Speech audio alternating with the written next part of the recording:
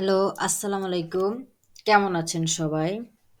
আল্লাহর রহমতে আমি আমার পরিবার-পরিজন নিয়ে ভালো আছি।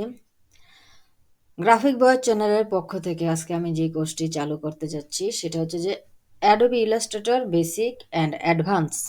একই সাথে আমি এটাতে Adobe Illustrator বেসিক এবং অ্যাডভান্সটা দেখাবো। তো বেসিকটা কেন দেখাবো? অনেকের দেখা গেছে Illustrator সফটওয়্যার ১০ থেকে শুরু করে ২০ এর যেকোনো একটা আছে। তো এজন্য আমি বেসিকটা আগে দেখাবো।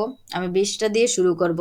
তারপর অ্যাডভান্স ২১, ২২, ২৩, ২৪ এ আরো কি যোগ হইছে, এগুলা কিভাবে যোগ করতে হয় বা নতুন সফটওয়্যার ডাউনলোড কিভাবে করতে হয় আমি এই কোর্সটিতে দেখাবো। আরো দেখাবো এই কোর্সটিতে পাশাপাশি বিজনেস কার্ড, কিছু ফ্লায়ার, পোস্টার, সামান্য কিছু ডিজাইনও দেখায় দেব যাতে আপনারা ডিজাইনটার হাতে করে শুরু করতে পারেন। তো চলুন কথা না বাড়িয়ে আমি আমার কম্পিউটার স্ক্রিন থেকে Adobe Illustrator সফটওয়্যারটি ওপেন করি। তো ওপেন কিভাবে করবেন? আগে যদি আপনাদের এখানে কম্পিউটার এটা ইনস্টল করা থাকে, এটার উপরে যে মাউস রেখে মাউসের লেফট বাটনে ক্লিক করবেন। লেফট বাটনে ক্লিক করলে এটা ধীরে ধীরে ওপেন হতে থাকবে। এই মুহূর্তে একটু সময় নিবে আর এই সময়টা আপনারা ওয়েট করবেন। বারবার ক্লিক করবেন না, এতে কম্পিউটার হ্যাং হয়ে যায়। নতুনদের মধ্যে একটা প্রবলেম থাকে কি কম্পিউটার হ্যাং করে ফেলে, বারবার ক্লিক আস্তে ধীরে করবেন, ঠিক আছে? করার পরেই প্রথমে এই ইন্টারফেসটি এভাবে খালি দেখতে পাবেন। এখানে একটি মেনু দেখতে পাবেন, এটাকে মেনু বার বলে। মেনু বলতে তালিকা আর কি। এখানে কি আসলে আছে, এখানে ফাইল থাকে, এডিট অপশন থাকে, অবজেক্ট থাকে, টাইপ থাকে, সিলেক্ট থাকে, ইফেক্ট থাকে, ভিউ থাকে, উইন্ডো থাকে, হেল্প থাকে।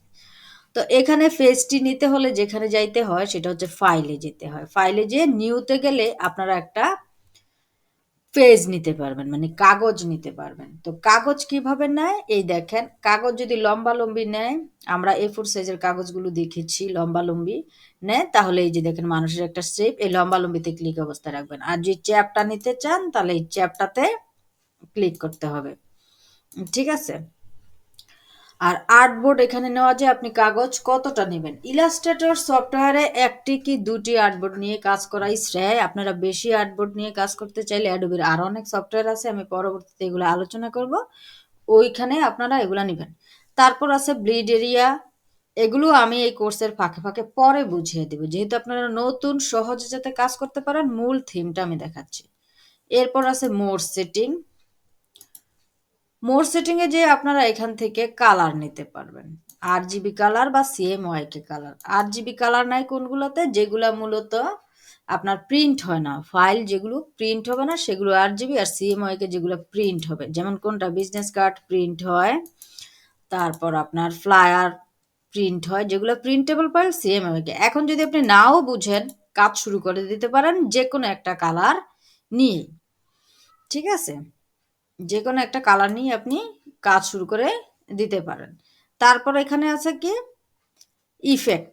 ইফেক্ট হাই কোয়ালিটির রাখতে হলে অবশ্যই আপনি ৩০০ PPI এর মধ্যে রাখবেন। এটা কিভাবে রাখবেন? মাউসের লেফট বাটনে ক্লিক করলে এই বক্সগুলোতে আপনি প্রবেশ করতে পারবেন। আচ্ছা, তারপর ক্রিয়েট ডকুমেন্ট এখানেও দিতে পারেন অথবা ক্রিয়েটে এখানেও দিতে পারেন। তাহলে একটি ফেজ এভাবে ক্রিয়েট হয়ে যাবে। এই যে দেখেন একটা ফেজ চলে আসছে, ঠিক আছে? তো আমি আবার দেখাচ্ছি পেজটি কিভাবে গেলাম, ফাইলে গেলাম, নিউতে গেলাম, যাওয়ার পরে এখান থেকে আমি এই পেজটি ক্রিয়েটে দিলে ক্রিয়েট হলাম। এখন কথা হচ্ছে এই যে পেজটি আমি দিব, পেজটি কোন সাইজের আসলে দিব। আপনি যখন ইলাস্ট্রেটর খুলবেন, আমারটাতে যদিও এলোমেলো অনেক সাইজ আছে, কারণ আমি অনেক কাজ আসলে এটাতে করে ফেলছি। এখানে অনেক ধরনের সাইজ দেখবেন, যেমন এরকম একটা সাইজ দেখবেন 8x11। এটা হচ্ছে আপনার A4 কাগজের সাইজ। তো আমি প্রত্যেকটা ক্লাসের মধ্যে নতুন পেজ নিয়ে নতুন সাইজ নিয়ে কোনটার জন্য কত সাইজ দেখিয়ে দিব। আপনারা যেকোনো একটা সাইজ নিবেন। আর এখানে যেটা পরিবর্তন করা যায় সেখানে হচ্ছে এখানে পিক্সেল, সেন্টিমিটার, মিলিমিটার, ইঞ্চি এরকম বিভিন্ন মেজারমেন্ট পরিমাপে পরিবর্তন করে পেজ নেওয়া যায়। ইঞ্চিতে নেওয়া যায় ৮ ইঞ্চি বাই ১১ ইঞ্চিতে, এটা A4 কাগজের সাইজ কাছাকাছি। তারপরে এগুলো পিক্সেলে নেওয়া যায়, এগুলো আমি পরবর্তীতে বুঝিয়ে দেবো। তো আপাতত আপনারা ৮x11 ইঞ্চিতে পেজটা নিয়ে কাজ করতে পারেন। তো এই যে আমরা একটা এরকম পেজ নিলাম, পেজ নিয়ে আমরা যেভাবে কাজ করব বা কাজ শিখবো কিভাবে, এখান থেকে আমাদের প্রথমে টুলগুলো চিনতে হবে। টুলগুলো চেনার আগে আপনাদেরকে মাউসটা একটু ভালোভাবে পরিচয় করে দিই। যদিও অন্যান্য কোর্সে আপনাদের মাউসটা দেখানো হয় না। কারণ আমি এই কোর্সটা চাচ্ছি একদম যারা অনলাইন দেখে শিখতে চান তাদের জন্য, করার জন্য। ঠিক আছে? এইজন্য মাউসটা আমি একটু বুঝিয়ে দিতেছি। দেখেন ইলাস্ট্রেটর সফটওয়্যারটা সবচেয়ে ভালো সেই ব্যবহার করতে পারবে যে মাউসের ব্যবহারটা সঠিকভাবে করতে পারবে। আপনি মাউস যত সঠিকভাবে ক্লিক করতে পারবেন ততই আপনার ইলাস্ট্রেটরের কাজ করা সহজ হয়ে যায়। মাউস হ্যান্ডেল করতে পারবেন। ফার্স্ট স্টার্টিং এ প্রত্যেকের যে প্রবলেমটা হয় সেটা হচ্ছে যে মাউসটাকে হ্যান্ডেলিং করতে পারে না। মাউস একদিকে ক্লিক করলে আরেক দিকে চলে যায়। তখন তার মনে হয় যে আমার হয়তো ডিজাইনার হওয়া সম্ভব না। এটা আমারও হয়েছিল, কিন্তু এটা একদম ভুল ধারণা। আপনি যদি সময় দেন, একটু কষ্ট করে মাউসটাকে একটু ধৈর্য ধরে ক্লিক করার অভ্যাস করে ফেলুন, তখন আপনার অ্যাডোবি ইলাস্ট্রেটর শেখা অনেক সহজ হয়ে যাবে। তো মাউসটা আমি পরিচয় করে দেই। যে কোনো ডিজাইনারেই বা যে কোনো কোর্সে আপনি কাজ করতে গেলে দেখবেন যে বলে মাউসের লেফট বাটন, মাউসের রাইট বাটন। তো আপনি এই বাটনগুলো আসলে কিভাবে চিনবেন? এই যে দেখেন, আপনি যখন আপনার একটা হাত রাখবেন, আমি একটা হাতের ইমেজ নিয়ে আসি তাহলে আরো সহজ হয়।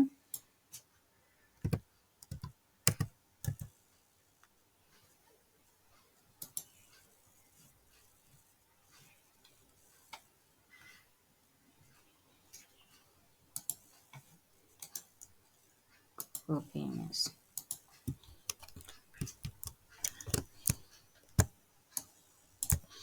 আপনি যখন মাউসে হাত রাখবেন, হাত রাখার পরে আপনার বৃদ্ধা আঙ্গুলি যেই পাশ দিয়ে পড়বে, মানে এই বৃদ্ধা আঙ্গুলের পাশের আঙ্গুলটা যে পাশ দিয়ে পড়বে সেটা হচ্ছে লেফট সাইড। আর আপনার এই যে ছোট কনিষ্ঠ আঙ্গুলি যেই পাশে পড়বে সেটা হচ্ছে রাইট সাইড। তাহলে রাইট দিক কোনটা আমরা পাইলাম? এটা। আর লেফট হচ্ছে এটা। মানে আমাদের মাউসে হাত রাখলে যদি এরকম শেপটা আসে, এটা হচ্ছে লেফট, রাইট। আর এই যে মাউসের মাঝখানে একটা বাটন আছে, এটাকে আপনি ঘুরাতে পারবেন। এটাকে বলা হয় স্ক্রল বাটন। এটাকে ঘুরালে হবে কি, পেজটা আপনার বিভিন্ন জায়গায় চলে যাবে। অনেক সময় নতুনরা কাজ করতে সময় আর কি এইভাবে পেজ ভিতরে চলে যায়, তখন আমরা খুঁজে পাই না। তখন মাউসের চাকা ঘুরালেই কিন্তু আবার এই পেজটা পাওয়া যাবে। তো এই হচ্ছে বেসিক মাউস ধরার আপনার কৌশল।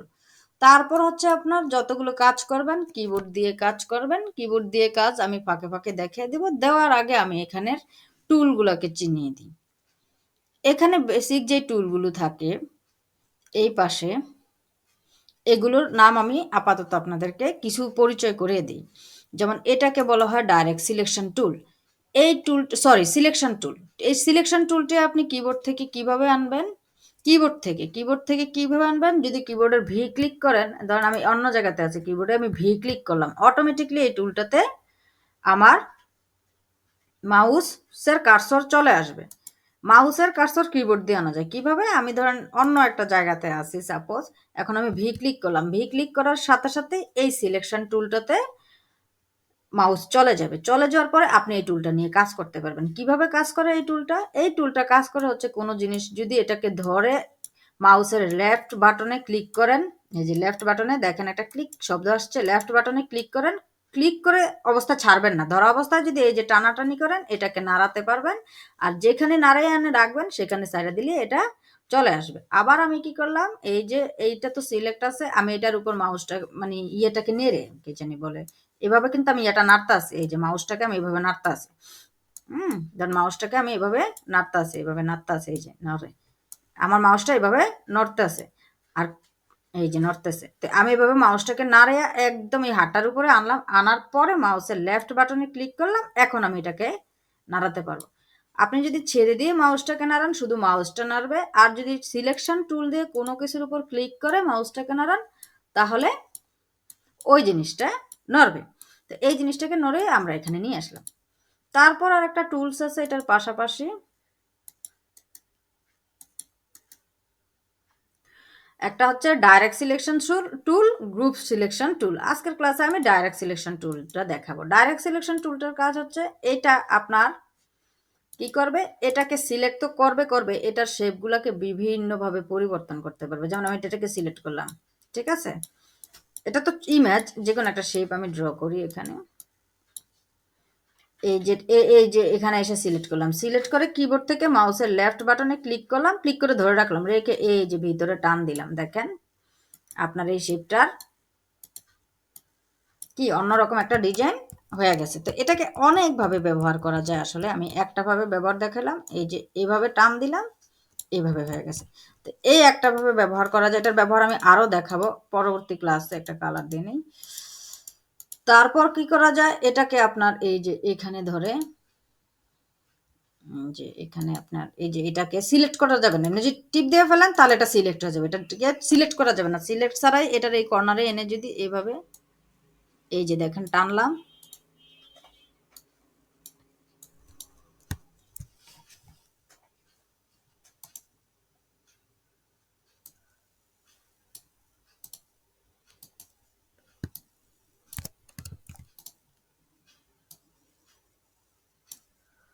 এই দেখেন এটা দিয়ে এভাবে নাড়ানো যায়।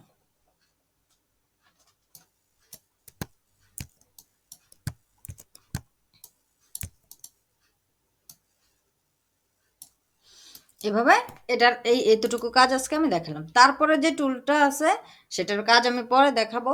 আমি আজকে যেহেতু ফার্স্ট ক্লাস, আমি অন্যান্য টুলসগুলো আর একটু পরিচয় করে দিচ্ছি। আর এই টুলটা হচ্ছে টাইপ টুল। টাইপ টুল কি এর কাজ? টাইপ হচ্ছে যে কোনো জিনিস লেখে, যেমন আমি এটাকে ক্লিক করলাম, এভাবে ক্লিক করলে এখানে দেখেন এই কালো দাগ থাকতে হবে, থাকা অবস্থায় আমি যদি এখানে কিবোর্ড থেকে লিখি NISHAT, নিশাত, দেখেন এখানে আমার নাম হয়ে গেছে। তারপর এটাকে ডাইরেক্ট সিলেকশন টুল দিয়ে এটাকে বড় ছোট করা যায়।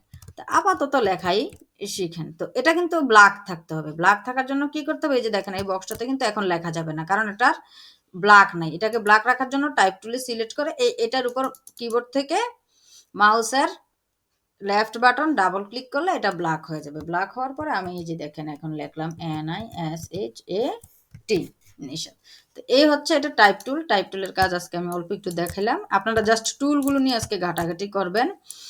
টাইপ টুল আনার জন্য কি করতে হবে, কিবোর্ড থেকে টি ক্লিক করলে অটোমেটিকলি আমি টাইপ টুলে চলে যাচ্ছি।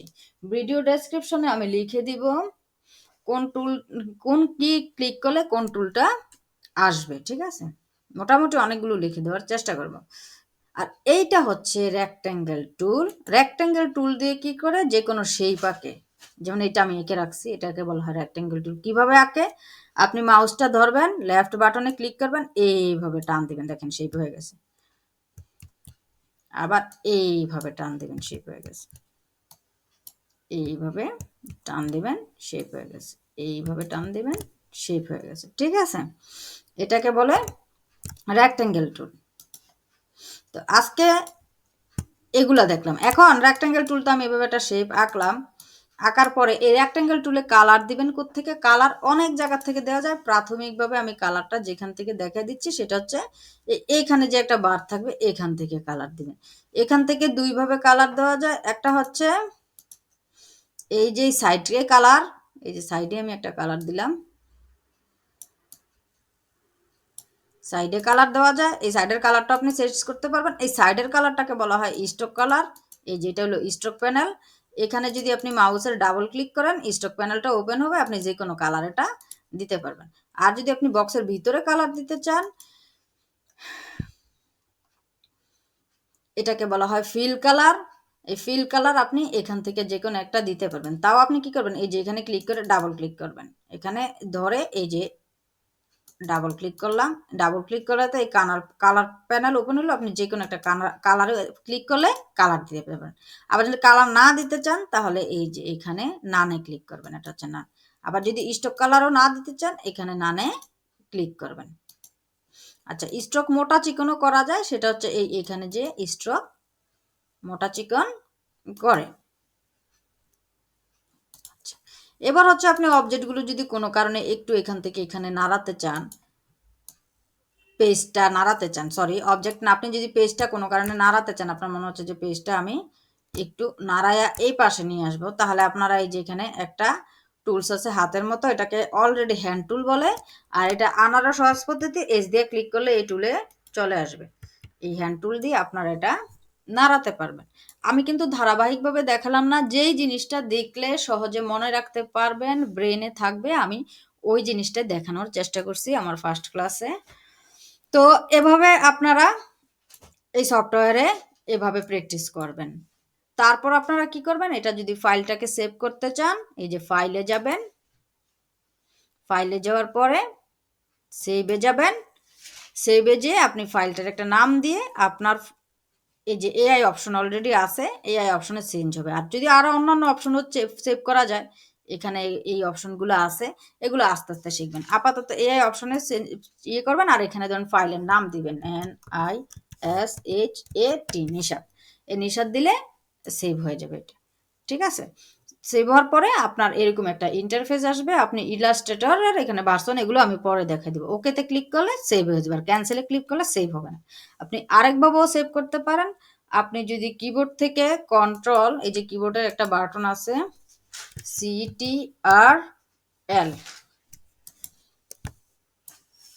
কন্ট্রোলের সাথে এস চাপেন, কন্ট্রোল ধরবেন কিবোর্ডের, কন্ট্রোলে চাপ দিবেন, সাথে এস একসাথে চাপ দিবেন, আলাদা না। এই কন্ট্রোলটার উপর আগে হাত রাখবেন, তারপর এস এর উপর হাত রাখবেন, কন্ট্রোল এবং এস চেপে এভাবে ক্লিক করলে আপনার এরকম পেজটাও চলে আসবে। পূর্বের এখানে নাম দিয়ে NISHAT নাম দিয়ে আপনি এটাকে সেভ করতে পারবেন। তো কন্ট্রোল এসটা আমরা একটু দেখে নেই, এই জন্য আমরা একটা কিবোর্ডের ইমেজ আনি।